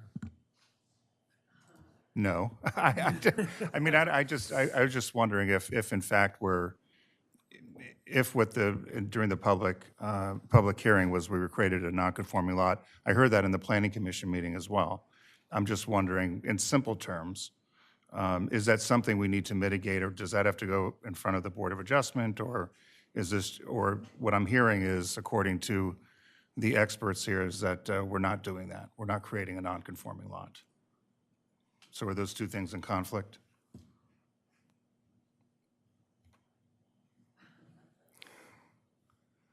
No, I don't think so. As Mary Ellen's report indicates, there's not a non-conforming lot, so there wouldn't be a variance required from the Board of Adjustment. Okay. So it just sounds like we have 2 differences of opinion.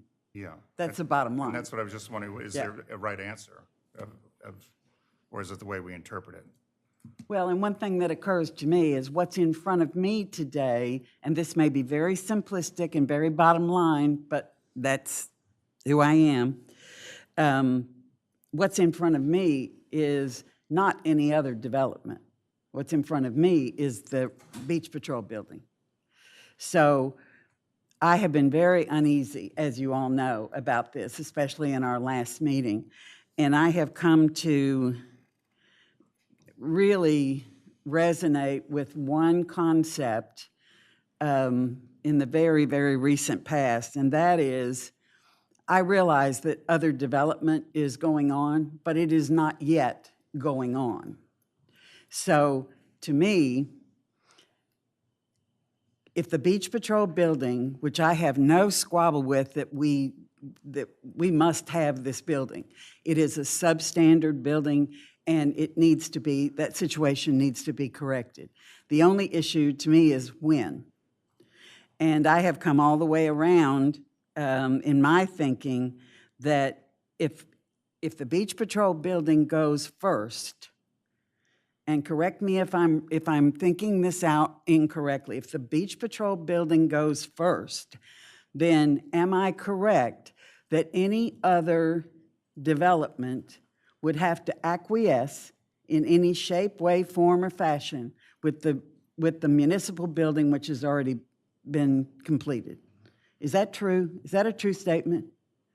I believe so. Okay. And I think there's benefit to our building going first, in particular with respect to achieving ADA compliance on the sidewalks, because then 1 Rehoboth and whatever has to integrate with what we're doing. Well, and at first I was thinking there might be a great deal of advantage that maybe the builds went on simultaneously or in close connection to one another. But that's not what we have. We don't have a One Rehoboth or any other development that is ready to proceed as we are with the Beach Patrol building. So I have completely become very calm, maybe not rightfully so, but very calm about the fact that if we proceed in December, yes, we will have a downside of summer construction and disruption on the boards to some degree. We'll do everything possible to mitigate that, just as we did with the building of this city hall. And so I'm leaning that this is a go for me as of right now today, unless somebody can explain to me why a project that is not yet, I'm going to use that term, shovel-ready, it doesn't resonate with me at this time. I concur, but anybody else? I'd just like to add onto what you're saying that prior to the complications that we've experienced as of the last several months, I think this was a long-awaited city amenity that a city that is bordered by a mile of ocean needs. You know, you have a beach, you need to patrol the beach. We have an influx of many people who enjoy their time here. We need to have a comfort station for that. This is an amenity that we need that is long overdue. And the fact that we've had this, it's more than a hiccup, but that doesn't change any of that, of the part of the equation as far as I'm concerned. And quite frankly, even if we're facing potentially another $100,000 or whatever, you know, in terms of the cost of the project and the benefit that it provides, you know, maybe sometimes you got to pay, you know. So I think I'm basically saying that I'm agreeing with you, but there are uncertainties. There are uncertainties with regard to you know, the other subsequent developments that are going to be coming online, and I think we'll have to deal with them as well. I don't see it as something that is necessarily like an impending conflict that's unresolvable. I do believe that it seems like the immediate neighbors or whatever are sort of understanding what we're trying to do here, and it's, you know, and they are, you know, commercial, whereas this is not commercial. This is an amenity for the community, not just the city, but beyond, you know, in terms of the people that come here to visit and so forth. So I'm leaning more towards let's get this going. So, Anybody else? Can I make a resolution? Yeah. If I may, I just, you know, I've heard comments today, and I appreciate that. And this is, I think, something that I don't certainly disagree with, that there's a great need to replace the Beach Patrol building and the comfort stations. They are beyond useful life, and the aspect of what we entrust our lifeguards to do and to give them substandard facilities. I mean, it's parallels what we rebuilt the police station here and the city hall.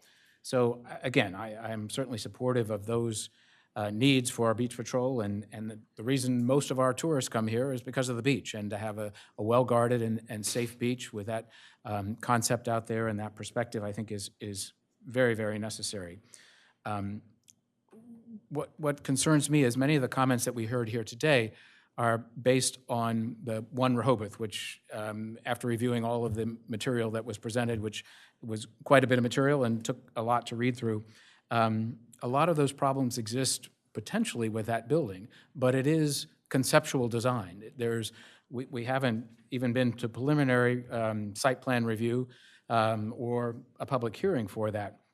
That's true of One Rehoboth. It's also true of the Atlantic Crown, which is another hotel, 55-room hotel that's may be built where the old Jam sat and the parking lot. So there's a potential, a lot of construction, and we also can't forget the Bellhaven Hotel, which is also coming for preliminary hearing.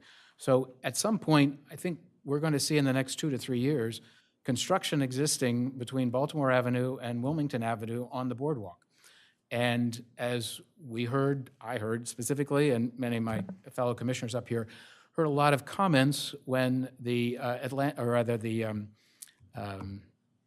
Atlantic Sands, I'm sorry, the Sandcastle Hotel was rebuilt, remodeled, as to the impact that it had on the sidewalk and parking and all of that nature. So those expectations are going to be further expanded upon when it's on the boardwalk, because there's a lot less people at 2nd and Rehoboth Avenue as at Boardwalk and Rehoboth Avenue. So just thinking ahead 2 to 3 years, it's going to be a mess down there. There's no question about it. The way the boardwalk is designed, those heavy trucks for the demolition and the heavy trucks for reconstruction, whatever, can only be on the exterior or the east side of the boardwalk, because that will support the weight of those trucks. So there's points that the whole boardwalk is going to have to be closed during that time. Hopefully that can be limited to the off-season, which is growing and growing and growing to season as opposed to off-season. I agree that, this is a project that is well needed. But I hate to look at this, as I've just described myopically, just this one building. You need to look at everything that's going on there. But the other things that are going on there are all concepts. There's nothing really hard and true that has been reviewed specifically by the Planning Commission. That those problems of access and whatever else is fire plans and all those aspects could be changed, because that's up to the prerogative of the builder. So I think the only thing, the hard data that we have to deal with is the current project that we have in front of us of the Beach Patrol. And I think that is the utmost responsibility that we have to the citizens of Rehoboth to maintain that, to maintain the safety of the beach. And I've been waffling back and forth on this for quite some time, but I think, as Commissioner Sharp had said, that's what's in front of us right now. That's the focus. And I think we need to act upon that. It's going to be a year or 2 years of construction, demolition construction, for 3, maybe 4 projects along the boardwalk, and I do not look forward to that, because a few of us in this room also suffered through Rehoboth Avenue streetscape, and that wasn't a party by any means, but keeping the eye on the prize of what we have today, I think we realized that that was the right thing to do and suffer the consequences and the challenges of construction and demolition. So I just want to share my thoughts of how I'm trying to reach a conclusion on this. Thank you. Thank you. Anybody else before Ed? Ed, if you would make a motion in the positive, be easier to. Mayor, I move we adopt a resolution to abandon a portion of Baltimore Avenue at its easterly terminus as outlined in Exhibit A of the resolution. Second. We have a motion by Commissioner Ed Chernowski and a second by Commissioner Tony Sharp to adopt the resolution before us to abandon a portion of Baltimore Avenue at its easterly terminus. Is there any additional discussion? If not, we're going to do by roll call. Commissioner Don Preston? Pass. Commissioner Tony Sharp? Aye. Commissioner Ed Chernowski? Aye. Commissioner Patrick Gossett? I abstain. Commissioner Tim Bennett? Aye. Commissioner Bunky Markert? Aye. Commissioner Don Preston? Abstain. And the mayor votes aye also. What's our tally there? 5 yeses, 2 abstentions. So the motion passes. Thank you very much. Thank you. Thank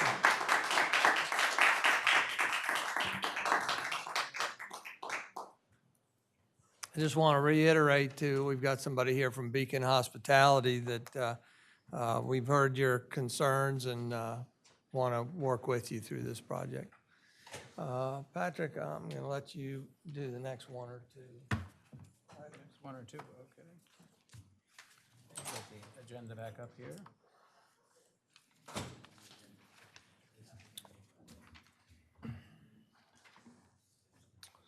Patrick, it's consider appointment of Bunky Right. to Historical Let's see, Society. Rehoboth Beach Historical Society, number one, is consider the appointment of Commissioner Bunky Markert to liaison position of the Historical Society. This is a position that we have had in the past with Commissioner Jay Legree stepping down, held that position before. So Commissioner Markert has volunteered to take that position of liaison to the Historical Society. So if I hear any discussions on that, or let me take a motion for that, if I may. I just have a request of Commissioner Markert. Congratulations for stepping up to the plate on this one. And I'm hoping that the next time that you're able to give a report, you'll be able to let us know what the status is of the diorama that we've talked about up here before. I haven't heard anything in quite some time about that. And I'm kind of curious, having spent some time with Mr. Lovett on that. And I'm also curious, I'm hearing things through the grapevine, but I have not heard or seen anything official that there's a new director at the Historical Society. And I'm going to quote Commissioner Bennett when he first came on the commission, and he talked about how concerning it is sometimes that we as commissioners hear about things well after they've taken place. And if I missed it, I apologize, but I think it's only fair and it's only courteous that the commissioners should have been or could have been told what was going on if indeed there is a new director. So I'll look to you for that, Bunky. Not to digress today, No. and it's not on the agenda, so I just wanted to put that out there for the next time Okay. you give a report. Well, I will say that there is a meeting, they're having their meeting today, and I think we're all invited to attend at 5 o'clock, I believe the public as well. That I, depending on when we finish today, I'll attend. But there are a number of issues that are before them that they're sorting out. But as far as I know, they have hired a new director, and this meeting is more or less to for us and others to meet her. Yes, and that was Hi- not Heidi- my point. Heidi- That was not Heidi- my point. Heidi Evans. I want to be very, very clear what my point is. Yeah. Is that that's all after the fact. It was even noted on either WBOC or WRDE Okay. that there was a new director. And once again, I'll say, it's not on our agenda, but maybe you could pass along I will. that it is only a courtesy. And it is the right thing to do, I believe, to let us know what's going on before everyone else in town knows. Well, I think Thank that's the intent of the liaison. Yes. That they would do that, absolutely. Yes. Absolutely. On that note, I move we appoint Francis Bunky Markert to the liaison position with the Historical Society. Do I have a second? We have a motion by Commissioner Ed Chrzanowski and a second by Commissioner Patrick Gossett to appoint Commissioner Bunky Markert as liaison to the Rehoboth Beach Historical Society. Is there any discussion? We've been forgetting the public. Anybody want to say anything? If not, then all those in favor signify by saying aye. Aye. Those opposed, and congratulations, you are now the new appointee.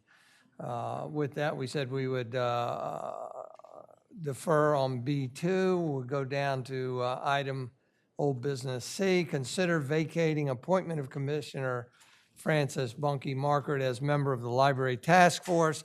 You recall that he offered a trade-off to be the liaison to the Historical Society, but he preferred to step down from being a task force member of the library. So because we appointed you, I wanted to unappoint you, if that's all right. So, Ed, you want to do I another move motion? we vacate Commissioner Francis Markert as a member of the Library Task Force.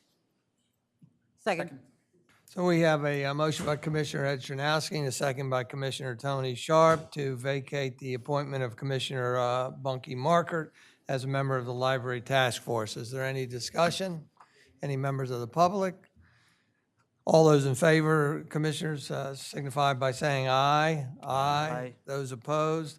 And you are now unappointed on the task force member. With that, we're going to go to our next item, which is new business.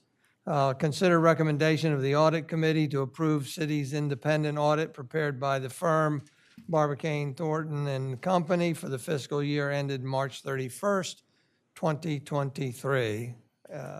Evan? Thank you, Mayor. Included in the agenda is a letter on behalf of the Audit Committee, just acknowledging that at their October 31st, 2023 meeting, the Audit Committee members had voted unanimously to recommend that the Commissioners approve the March 31st, 2023 audit report prepared by the firm Barbicane, Thornton and Company.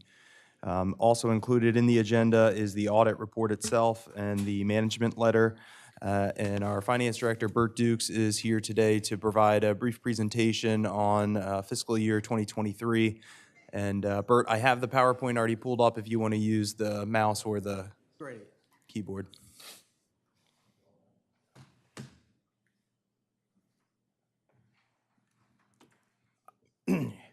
As Evan just said, the full audit report is going to be on the website very shortly. If it's, I don't believe it's there yet. But I prepared slides to give you really a good overall view. When an auditor does an auditing firm prepares an audit, they obviously, the purpose is to express an opinion on the fairness of the financial statements. And as usual, we got a clean opinion and no material differences. This year, we did not have to do a single audit report because our money through the federal programs was less than $750,000. I'm going to just start. Everybody's interested in how much cash the city has. A lot of it's restricted, but I think this shows you that our cash position in FY23 ended this past March increased by $5.4 million. So that it was good.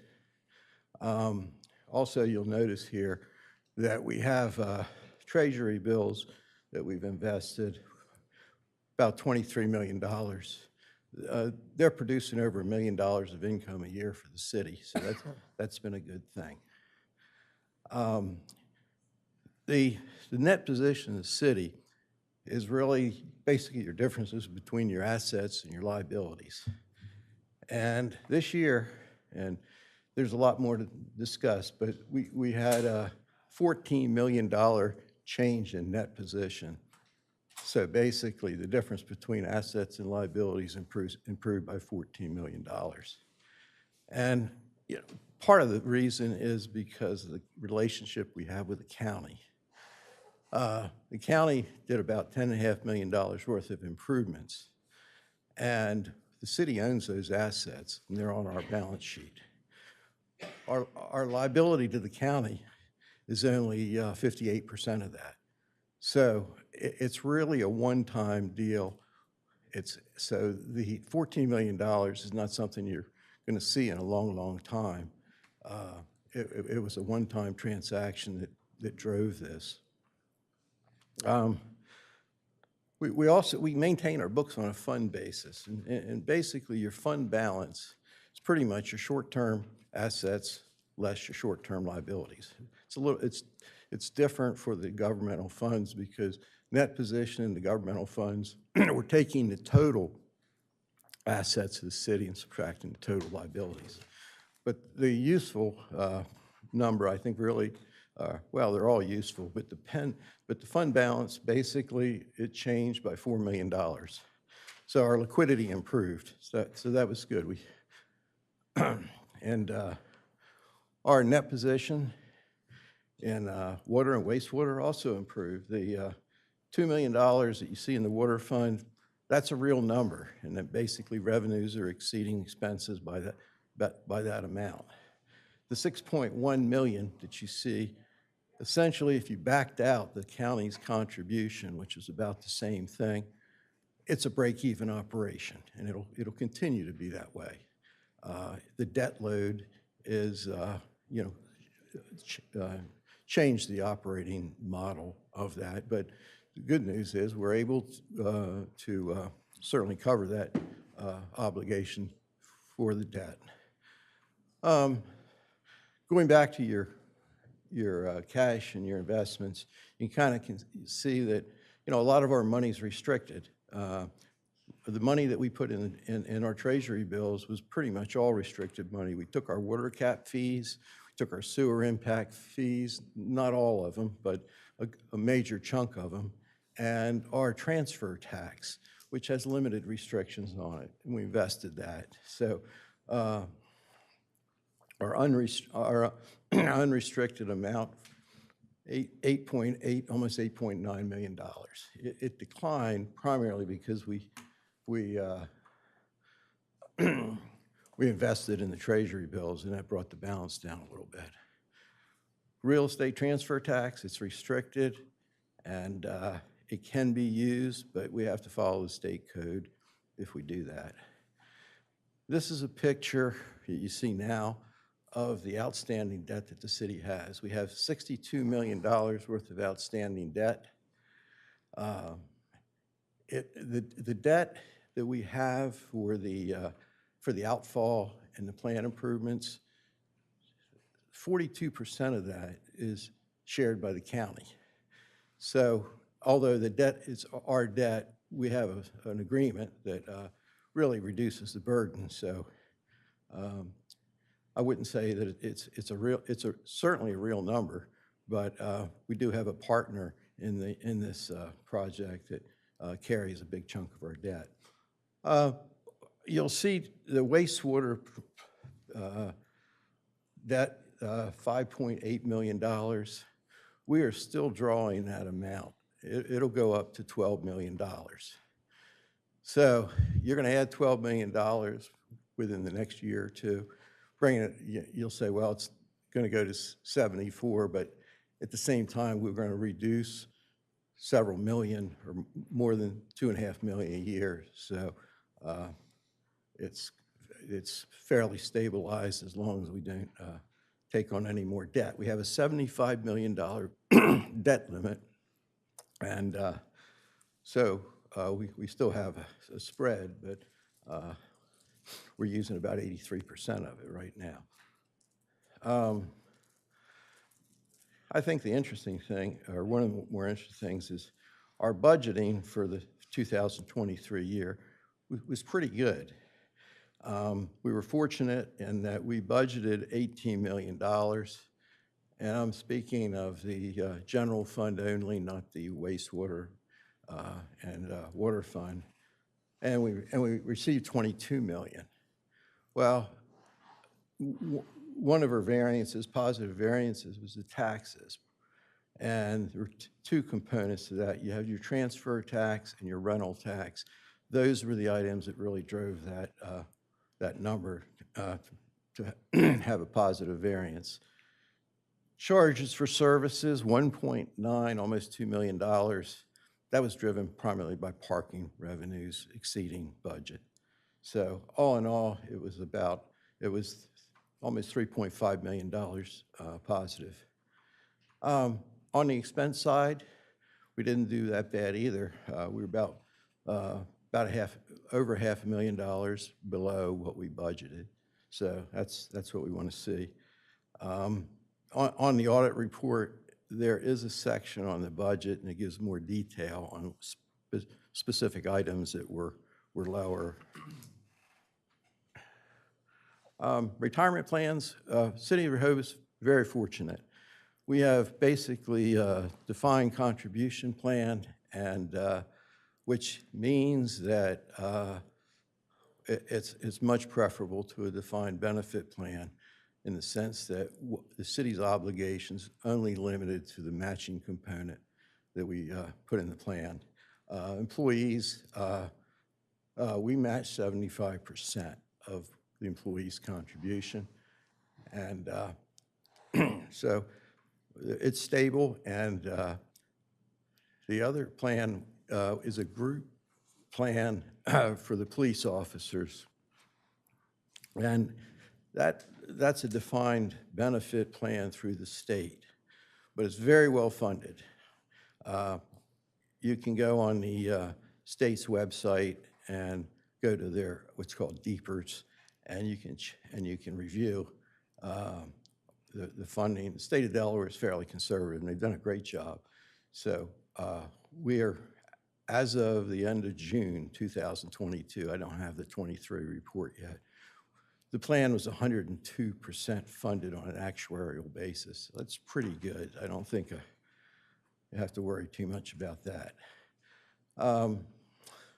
Challenges? Well, I looked at the debt is a challenge in the sense that we're using over 83% of our available debt. There, in the event of a catastrophe, there's probably going to be federal assistance, but nevertheless, that's a number that, hopefully in future years, we'll start bringing that down. We have another item, the 5-year capital improvement plan. If any, you're all part of the budget process last year, and I think you could see that there's an awful lot of capital improvements going out in the future years. And I think that, some of those may have to be deferred unless the city has some other kind of revenue source to carry that. Pandemics, we're past that now, but if we have another one, that certainly could interrupt our revenue stream. The city's very dependent upon user revenues. I mean, we have about 13%, somewhere in the 13 to 15% of our revenue is property tax. And we have a limit, we can raise up to $3 million in property tax. So basically we have another $1 million that we could raise if we wanted to or had to. I would say, and I think, I think that pretty well concludes. There are questions, please. I have one, Bert. Did I just hear you say that our debt percentage was 87%? 83? What's the target that you would prefer? 0. Okay, Bert, on this planet, what is the target you would prefer? Well, I'd like to be debt-free. I think every city would like to be debt-free, but, basically, your debt relationship is really with your capital projects. I mean, the city should be able to operate and pay for its operating expenses through the revenues that it raises in a year. Typically, you go borrow money because you're going to build a nice building like we have here, which I might add turned out to be a pretty good deal. Yep. I don't think you could build it today for anywhere close to what we built it for. And we've got 1.6% interest rate on that debt. We paid off the USDA about over a year and a half ago, and that saved the city about $1 million over the term of the debt. And we also refinanced the Lynch Well loan for the water plant, and that saved. So our finances, as far as our debt obligations, are in a good position because we have no debt over 2% right now. It's all 2% or lower. And I get a report from one of the financial advisors, in fact, the one that we use to help us obtain this good rate. And, I'm seeing that, municipalities are going to market right now. They're paying 5% and more for their debt. So we really sort of got under the wire, and it was very fortunate. But if we were to go finance a big project now, we're not going to get anywhere close to that. Does that answer your question? Well, no, but I think what I have written down is that your preference is at 0%.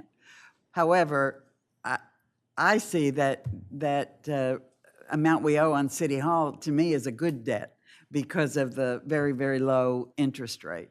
But maybe I'm off the rails here, but Well, I just wondered if you would be more comfortable around 40%, 30%.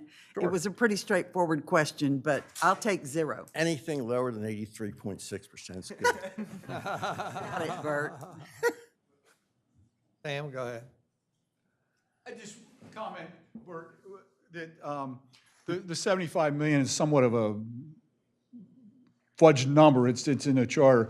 I think really, and I don't know what the answer is, but really a debt to income ratio would be more of a The metric. than a made up number in the charter. I mean, the federal deficit is 33 trillion, and they take in 5 trillion a year, so it's 6 times, their debt is 6 times their income or something. We don't want to be the federal government. Well, I don't think we're going to be there because if we were, we have a serious problem. But the $75 million is a number, and I would assume that if I went out and tried to exceed that number, then I might be looking for a new job. I don't know. Bert, first I'd like to commend you and all of the city staff.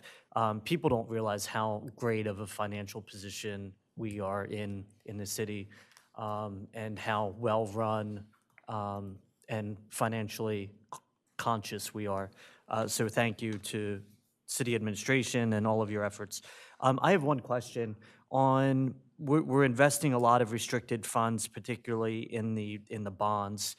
The interest earned on restricted funds, do you put that back in restricted funds, or does that go into unrestricted? What we did, excuse me, I didn't bring any water with me, so I'm a little dry. But what we did is we opened 3 separate accounts to segregate the money so it doesn't get commingled. So the water cap fees are in a separate account, and as are the transfer tax monies. And so that money stays where it is, and it's not, thank you. It's not going to get commingled. I mean, it's going to stay in those accounts. And Yeah, my question is particularly on the interest earned on restricted funds. Right. It stays right in the account. It stays. Basically, I put 23.5 million into it, and there's a lot more. There's, close to 24.5 million now. We're going to earn about $1 million on it this year. So that money stays right where it is. It doesn't go into our general operating monies. Thank you. I mean, it basically discounts the money you accrue from the rate, right? If you're getting interest on the money you're accumulating, let's say from rate users or whatever. I mean, that I'm just speaking, let's say for the wastewater or something like that. Well, I mean, the money, say the sewer impact fees, I mean, they're designed to be used, for, I guess, projects in the future. So that money would get released at some point. Right. That's what it's there for. Right. But right now, the interest income is basically just staying right with it. So there's one of the things you have to worry about too is cities that getting in an arbitrage situation where they've got debt borrowed and they're reinvesting that money, and most of the time there's a prohibition against that. So we're not doing that. We're taking money that was already our money and we're just we're investing it. Right. So. Anybody else? Yeah, if I may. Go ahead. Bert, several years back, there was discussion about the city establishing a bond rating, and that conversation kind of died away. Is that something that should be on the table again, or is that not really applicable for what we're looking at? Well, I wouldn't rush out to do it right now, and I'll tell you why. Because you're going to have to renew it anyway. First of all, we're probably not going to, go out and borrow another, large sum of money at this time. And you can get the bond rating done by Standard & Poor's or Moody's or both of them if you want, but it's require an investment probably $25,000, $30,000. And when JP Morgan Chase came in, our financial advisor, I think as you recall, they had about a list of about 20 institutions that bid on it. And we decided that was a better way to go. And I felt that in the beginning because I was originally contacted by a company and, Stifel wanted to sell bonds. That's what they do. And I felt that we could place the whole amount of debt with one institution and save money because we wouldn't have the issuance costs and everything. And one of those components we wouldn't have when I talked to JP Morgan Chase was they say, we don't care about your bond rating, we can do our own evaluation. And that's what they did. And but if we were going to sell bonds and go that route, yeah, we'd have to get a bond rating, but I don't think now's the time to do it. I think now we'd have plenty of time to do it, before we went to market. And again, reading the management letter, what have you, it refers to the interfund balances. And part of the budget that we'll be discussing, I guess, beginning in January, you all are working on it now, but is there discussion about a fund balance policy being established for us? There is a fund balance policy, and I think it's a good exercise to go through because I think a lot of people, a lot of our citizens and different people look at our $40 million and think that's a lot of money. Well, if you go through a fund balance policy and for example, your general fund, and you start, really the whole exercise is really to say, well, if things go wrong, what's your cushion? And if you take out, we'll have a formula that basically says how many months can we operate, I basically recommending we take the summer season, see what that number costs us to run. Then we would go ahead and say, I want a year's worth of money for debt service, and then I'd want enough money to cover the capital outlays that we are going to pay out of the current year's budget, and subtract that and see what you have left. And my preliminary number, I'm still working on it, and it's about 5.8 million. So that's not a lot of money. So, and there's all kinds of different ways you can look at this. Right. And some cities, they'll maybe only set aside 3 months worth of operating expenses. But we're a resort town, and our expenses follow a different pattern. So I started off throwing 6 months in. I think that'll be discussed. And but I think the whole idea is to sort of clarify what our position really is. I mean, if you have $40 million and you owe $62 million, I would say, that's certainly, we can certainly manage that because we're going to have revenues constantly coming in. But we're in very good shape. But if we make mistakes, we won't be. Hopefully, we won't make mistakes. And one last question, if I may.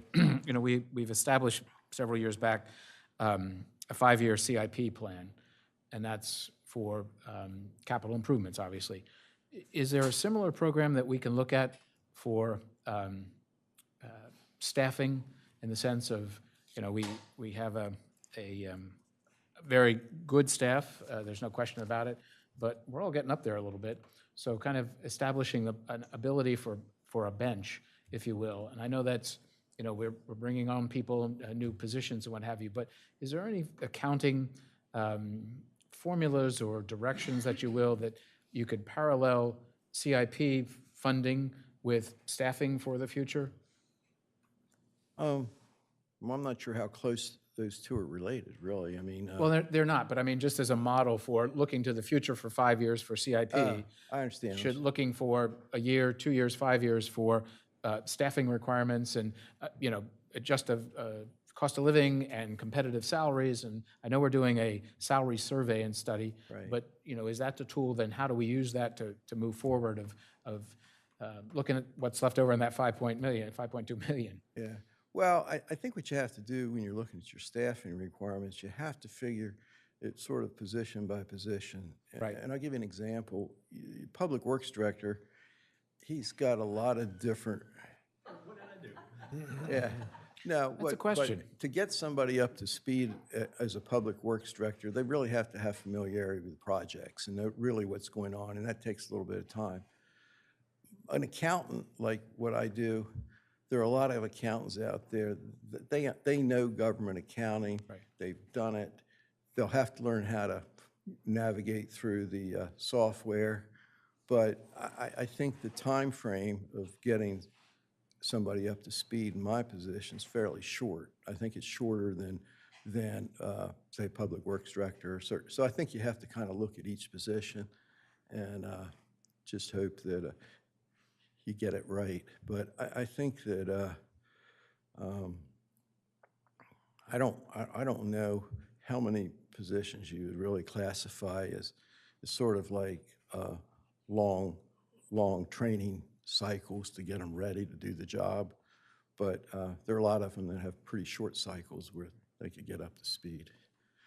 And I guess I say that out of, I'm not encouraging overhiring. I don't think you want, 2 people in a position for a year when you could maybe put somebody in for 6 weeks or a couple months to get them ready. But that's just the accountant part of me, Thanks. Any further questions about the audit itself or the audit report that we're being asked to approve? Anybody out in? Jay, come ahead.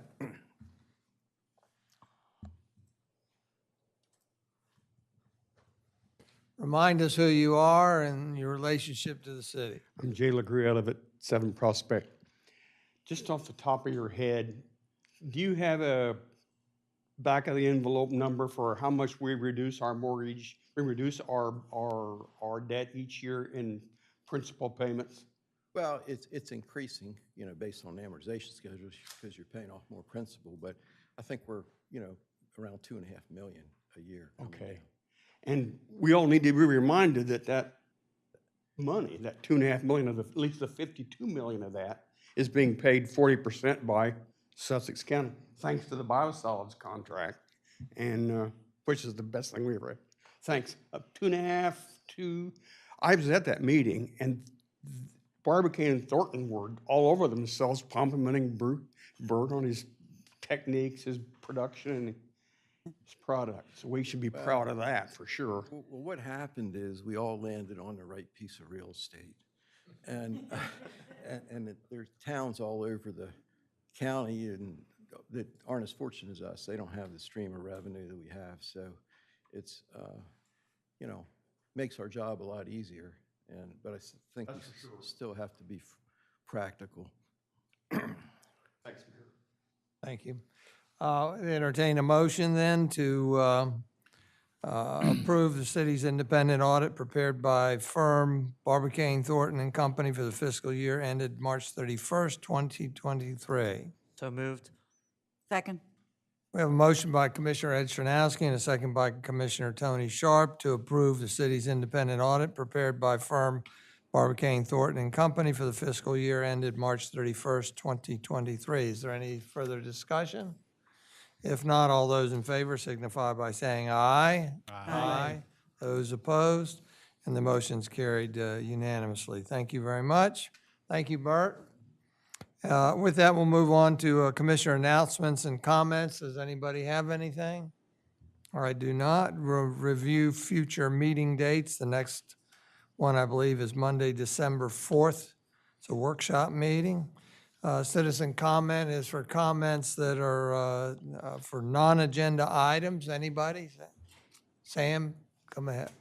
And then Woody, you're in the wings. Sam Cooper, 13 Newcastle Street. I might be out of your lane there a little bit, but during the public hearing, I tried to confine my comments to the issue that was before you, which was the abandonment of the street. And specifically, I made reference that you were creating a non-conforming lot. I think you received and accepted And maybe some of you acted on a report that was, in my view, false, misleading, and a detriment to this city. That parcel of 1 Rehoboth Avenue is 3 parcels as we sit here today. The one on Baltimore Avenue, which I referenced, has, as I said, I think 69 feet of frontage. You're reducing it to 22. The idea of the front of the building has absolutely nothing to do with the facing of a lot and the street frontage. Secondly, the frontage on Rehoboth Avenue is not, it's 13 feet plus 45 plus a part of a foot. It's 58 feet, and it was quoted in the letter of 60-some, and that's wrong. That's too much. It's by 7.48 feet, I think. And if you look at what's on the ground there, only about 25 feet of that is usable. Has the other part been abandoned? I don't know, but it clearly does not have a building on it of the cities that would be the constitute the something similar to the lifeguard station. But I think probably the biggest problem I have with this, and I direct this to the city solicitor, is that report relied on a document that's before the Building and License Department and ultimately will be before the Planning Commission.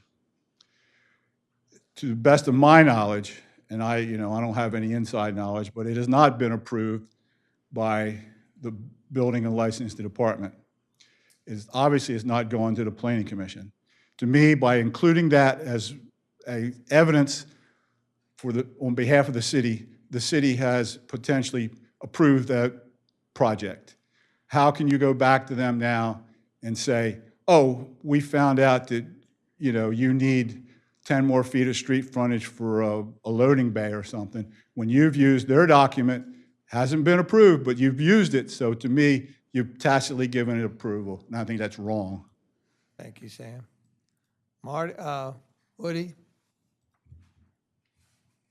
State your name and your relationship to the city, please. Mark Margwald, former lifeguard lieutenant, Rehoboth Beach Patrol, 1972 to 2000. I just came here today to second the comments of Dr. Wright. I would have done so earlier, but had I done so, I think you would have been here for another half hour because every other guy would have done the same thing. Taken 3 minutes to tell you that, you really got to get somewhere with that Beach Patrol headquarters. Thank you. That's it. Thank you, Woody. Thank you. Anybody else? If not, then we'll adjourn this meeting at 4:13 p.m. Thank you very much. Are you free downstairs for a couple minutes?